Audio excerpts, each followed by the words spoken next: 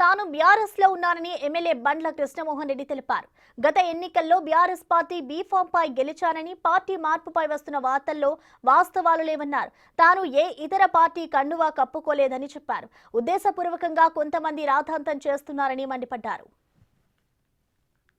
Supreme court ఆదేశానుసారం గౌరవ speaker గారు మాకు నోటీసులు ఇవ్వడం జరిగింది. నోటీసులకు అనుగుణంగా నేను గతంలో చెప్పినా ఇప్పుడు చెప్తాను, నేను ఏ బీఫామ్తోనే గెలిచినా అదే పార్టీలో ఉండాలని చెప్పడం జరిగింది. అలా ఈరోజు దానికి ఎవరు కూడా అంటే రకరకాలుగా మీడియాలో వార్తలు వస్తుండే. దయచేసి నేను ఏ పార్టీకి వెళ్ళి బీఫామ్లో అదే పార్టీలో ఉండాలని ఫస్ట్కి వెళ్ళి చెప్తున్నా, ఇప్పుడు అదే చెప్తున్నా.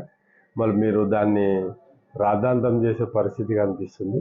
దయచేసి మా మిత్రులకు అందరికీ ఒకటే చెప్తున్నా, ఎన్నిసార్లు చెప్పినా